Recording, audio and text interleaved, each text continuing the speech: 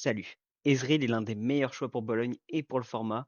Ce deck, c'est littéralement le nouveau contrôle comme l'était Kai'Sa lors du 7-1 et en plus profite du card pool de violet pour des scénarios favorables. Et aujourd'hui, je vais te montrer pourquoi. Rappelons qui est Ezreal. Ezreal, c'est un leader Mind Chaos qui nous dit qu'en réaction, on peut piocher un si on a ciblé deux unités ou gear ennemis avec des habilités ou des spells. Donc c'est un deck qui va profiter du fait de gérer les ressources ennemies pour s'en générer plus tard. Comme Chosen Unit, on va avoir l'une des meilleures unités de tout le set, qui est ce Ezreal, qui nous dit que quand on le joue, on peut discard un puis draw 2 et les coûts additionnels coûtent un de moins, que ce soit de l'énergie ou du power. Donc comme coût additionnel, dans le set, on va avoir Repeat qui est la nouvelle mécanique qui nous permet de rejouer des spells pour leur même coût, ou par exemple les accélérés qui sont aussi des coûts additionnels. Par contre, il faut faire attention, parce que par exemple, le deflect est bien un coût additionnel, mais il n'est pas optionnel comme c'est marqué sur Ezreal. Donc par exemple, Ezreal ne pourra pas payer le deflect si jamais vous posiez la question. Et bien sûr, dans le main deck, on va la jouer x2 aussi parce qu'on va maximiser la carte, parce que l'open est une bonne chose, parce qu'elle va recycler notre main et permettre en plus que si on stack les Ezreal sur le board, ça va simplement dire que nos coûts additionnels seront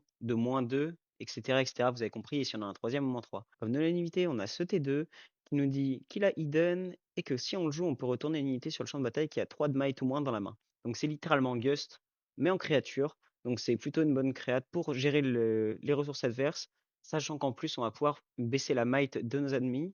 Donc c'est plutôt une bonne carte dans la synergie et dans le deck. Sachant qu'en plus, bien sûr, ça cible, donc ça compte pour un des triggers d'Ezreal. Comme autre spell qui a été changé en créature dans le set, on a le fan qui nous dit que quand il défend, il peut se tuer pour déplacer une unité attaquante en base. Donc ça va simplement nous dire que c'est un fight or flight, mais qui là n'a comme but simplement de repousser l'adversaire et pas de repousser nos propres créates. Mais c'est plutôt super fort. C'est une carte qui a elle seule ralenti des games. Genre la carte est juste grotesque. Comme autre petit T2 early, on a la Treasure Hunter qui nous dit que quand elle se déplace, elle fait un Gold Gear. Et vous verrez plus tard dans le deck qu'on profite extrêmement bien des Gold Gear dans le deck. Encore un générateur de Gold Gear, on a le Plundering Pro qui dit que quand il conquiert, il peut faire un Gold Gear. Et c'est plutôt pas mal, hein. Encore une fois, on va payer beaucoup de cartes, ça va pas nous déranger de se faire du mana pour plus tard. Et bien sûr, si ce Poro survit, ça reste une très bonne unité tout au cours de la game. Comme avant-dernière créature dans le deck, on a le Watcher qui a Accelerate et qui dit que quand on le joue, on peut mettre -3 à toutes les unités ce tour, ennemies bien sûr.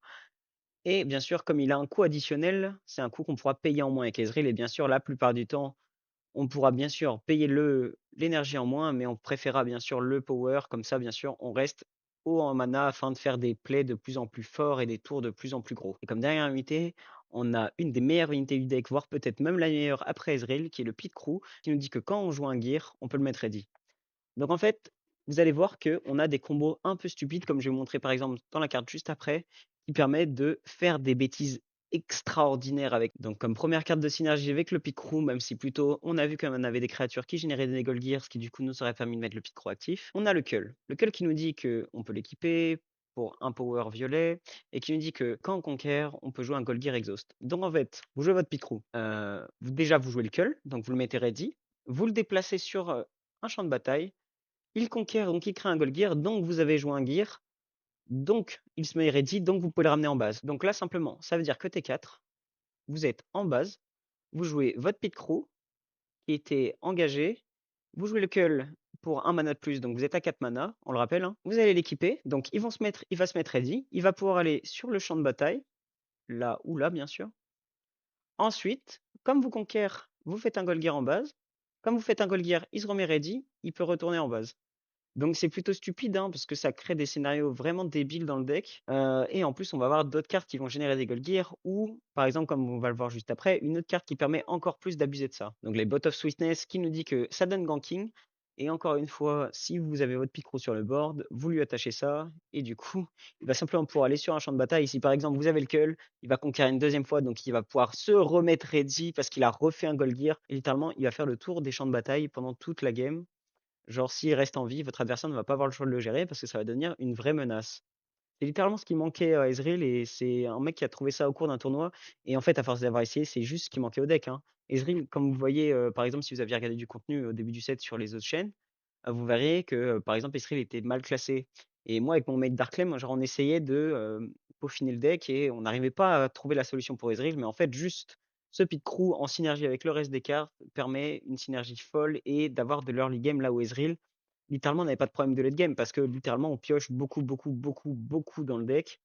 Et du coup, on arrivait à filtrer toutes nos cartes et avoir ce qu'on voulait en main. Sauf qu'en fait, OK, on est en late game, mais si l'adversaire a un point de la victoire et que vous commencez à jouer, c'est bizarre. Alors que maintenant, le pit crew nous crée des scénarios vraiment extrêmement favorables et qui même devient une véritable menace. Donc, comme spell dans le deck, on va avoir l'incontournable Stupefy qui nous dit que on peut donner moins à une unité et on va piocher un. Donc, bien sûr, c'est une carte qui cible et qui va piocher. Donc, dans Ezreal, on est content et qui en plus réduit la might adverse, ce qui va nous arranger pour certaines cartes. Autre carte qui fait du moins, on a Frigid Touch qui nous dit qu'en réaction et à repeat, on peut mettre moins de unités.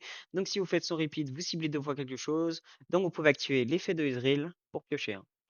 Donc, c'est super fort parce qu'en plus, si vous avez un Ezreal sur le board, ça va coûter un de moins. Et comme vous avez compris, si vous avez un deuxième Ezreal, le repeat sera gratuit. Comme carte qui inflige des dégâts, on va avoir Singularity qui va cibler deux unités. Donc, encore une fois, avec Ezreal, on est content. Et qui inflige 6. Et bien sûr, Singularity, c'est une bonne carte dans le format parce que la plupart des bodies ne dépassent pas 6 ou auquel cas on a suffisamment de cartes pour pouvoir les gérer. Comme autre carte de dégâts, on va avoir Wedge of Pain qui nous dit qu'on inflige 3 à une unité sur un champ de bataille et on va jouer en Golgiar et qui en plus a Hidden, donc ça va être très pratique pour utiliser nos Golgiar par exemple afin de ne pas faire le moins. Donc c'est une carte qui va se rembourser elle-même si par exemple on a fait son Hidden, donc c'est juste excellent. Avec le fait de pouvoir gérer les autres cartes, mettre un -3 c'est toujours, enfin deal 3 c'est toujours efficace. Donc voilà, et encore une fois, on génère un Golgiar, donc on adore ça dans le deck. Comme carte de stabilité, on va avoir l'incontournable Coach Shot, qui est une nouvelle carte du set qui nous dit que pour 0 et un power, on peut regarder les deux cartes du dessus de ton deck et piocher une, en remettre une en dessous et à la repeat, donc on peut simplement piocher deux. Et si on a un Ezreal, on va simplement faire un -1 sur le board, donc c'est plutôt efficace. Et comme dernière carte dans le deck, qui est Time Warp, il nous dit simplement qu'on peut prendre un tour additionnel et bannir cette carte. Bon bah comment expliquer que dans un deck contrôle, prendre un tour supplémentaire c'est bien parce que c'est une pioche en plus et ça nous permet de simplement gagner la partie sur certains spots afin de gérer des créatures. Donc simplement c'est une bonne carte dans le contexte où ça va nous donner une pioche supplémentaire déjà, plus le fait qu'on peut simplement gagner la partie en mettant une unité sur un champ de bataille. Sur le T6 par exemple, je viens conquérir, je passe à 7, time warp, et du coup je passe à 8, j'ai gagné la partie. Comme champ de bataille dans le deck, on va utiliser ce Ravenbloom Conservatory qui nous dit que quand on défend, on peut révéler la carte du dessus de son deck, et si c'est un spell, on peut l'ajouter à notre main, sinon on recycle. Et dans le deck, comme on a un bon ratio de spell suffisamment acceptable, c'est acceptable de jouer cette carte, plus le fait que on n'est jamais contre un peu de pioche dans le deck, sachant que peu d'adversaires vont utiliser ce champ de bataille aussi bien que nous. Comme carte un peu de clicker, comme on pourrait dire, c'est le Hall des légendes qui dit que si on conquiert, on peut payer un pour mettre Ready notre légende. Et en fait, juste, si j'ai utilisé l'effet d'Ezreal plus tôt, je peux payer un, et l'effet d'Ezreal, je peux le réutiliser parce que j'ai déjà fait l'effet. Donc on va simplement pouvoir payer 2, enfin piocher 2 pour un. Donc on va simplement pouvoir payer un pour piocher un. Donc c'est plutôt efficace dans le deck, sachant que par exemple, le deck qui est target dans le format, c'est Draven, et Draven ne bénéficie pas du tout de ce champ de bataille, donc c'est littéralement un terrain neutre pour Draven, ce qui nous arrange pas mal. Comme dernier champ de bataille, on va avoir Zone Warren qui dit que quand on conquiert, on peut discard draw 1.